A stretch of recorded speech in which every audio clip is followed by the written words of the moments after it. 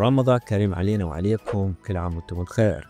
أخيرا أجا رمضان، نقدر نكون نبدي صحة جديدة، مو بس من ناحية التدين، نقدر نبدي صحة جديدة من كل النواحي. لكن أكو بعض الناس اللي اليوم راح نسولف عنهم، ذول اللي ما مقدرين نعمة رمضان من صدق. بالأخص هذا الشخص اللي تشوفوه قدامكم. هذا الشخص مطلوب للعدالة.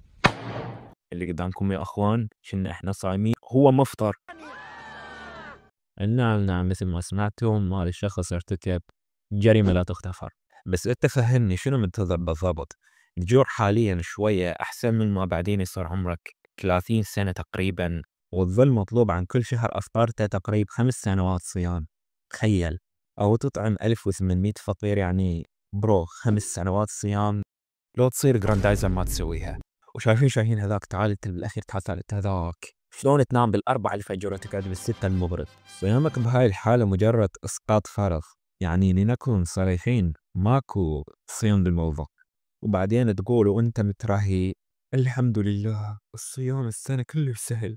يمو انت نايم فترة الصيام اكيد راح يكون سهل عليك، لو بعدين بالفطور يقول ابتلت العروق وذهب الظما. اقول لك يا عروق اللي ابتلت لا تخبلني، انت ماكو عروق، لا تشذب لا تشذب، ليش تشذب؟ هو انت شو وقت حسيت بالعطش اصلا حتى؟ اوكي لازم نهدأ. تخيل عزيزي المشاهد، انت صايم وتعبان وطالع روحك، واني نايم من الأربعة للستة المغرب. اخوي تكذب علينا، لا تكذب على نفسك، من باكر تنوي وتصوم عدل. وهم اريد اشوف اذا واحد مفطر يكتب بالتعليقات من باكر راح اصوم، وكلنا راح نعزز لك ونذكرك. والله مو طبيعيين هذول العالم. لكن يا اخوان اهم شيء العفو ومسامحة الناس. رمضان شهر المساعدة والرحمة، بس وين الرحمة عندكم من البياعين لما تبيعون الاشياء بسعر اغلى برمضان؟ بس والله عني الشقة يا أخي، شنو هذا الجشع اللي جاي نشوفه؟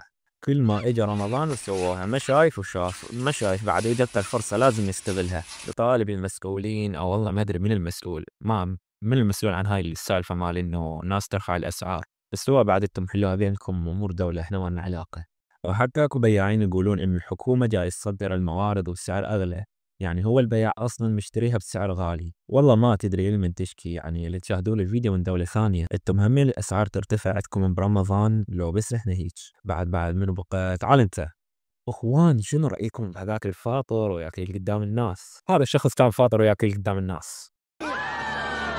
ادري صدمتكم هواي اليوم، لكن لازم نوضح ذولي واحد واحد. وانتم الفاطرين ارحمونا، يعني درينا بكم فاطرين، بس اذا تريد تسوي ذنب على الاقل لا تسوي قدامنا. واكو واحد ما اريد اذكر اسمه، كنت تاني صايم وكان ياكل قدامي. الحين هي كان الموقف بالضبط.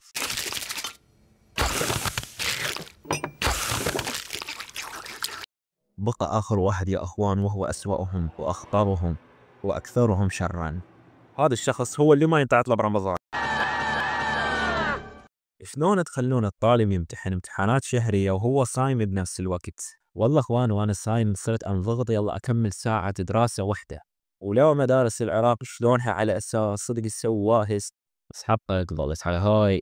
خلينا ساكتين احسن. بس اذا تشوف المقطع اريدك تعرف شي واحد، ارجوك اريد اطلع وانت عزيز الطالب، حتى لو تمتحن وانت صايم راح تاخذ اجرك باذن الله. وتش ما ادري يمكن يوم القيامه تتمنى لو اجتك ظروف اصعب من هاي من كثر الاجر اللي يجيك. وخلي بالك الصيام مو بس تترك الاكل والشرب وها هي. الصيام انه تتوقف عن اذى الناس، عن السب، عن الغيبه، عن الشتم. ولازم نكون مترحمين اكثر ويا بعضنا بهذا الشهر بالذات.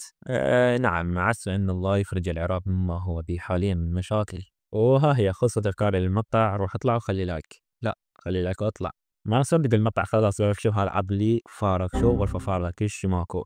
ما بيحل اسوي خاتمة اصلا. انتم ما تحبون الخاتمة واغلبكم يسوي لها سكيب، اصلا حتى انا ما احب الخاتمة مع اني اخلي بيها اكثر الجهد. ايا يكن اليوم انا ضايج، فرخصيك اطلع من مقطعي. وخلي لايك، مو بس يعجبك المقطع ما تخليه، ولا ما عجبك شلون وصلت للنهاية فهمني اذا ما عجبك المقطع.